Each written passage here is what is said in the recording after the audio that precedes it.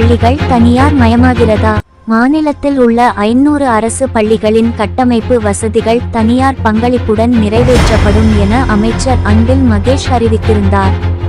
இந்த அறிவிப்புக்கு கன்னடம் தெரிவித்துள்ள மார்க்சிஸ்ட் கம்யூனிஸ்ட் கே. பாலகிருஷ்ணன், அமைச்சரின் அறிவிப்பு பேரதிர்ச்சி கொடுப்பதாகவும், அரசு பள்ளிகளில் தனியாருக்கு தத்து கொடுக்கும் இந்த நடவடிக்கையை உடனடியாக கைவிட வேண்டும் எனவும் வலியுறுத்தியுள்ளார்.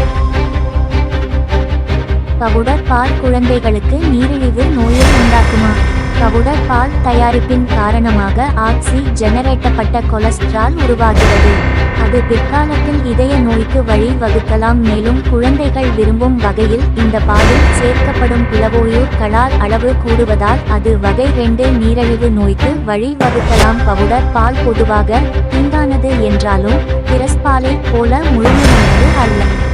அளவுக்கு மிஞ்சினால் அமிர்தமும் நஞ்சு.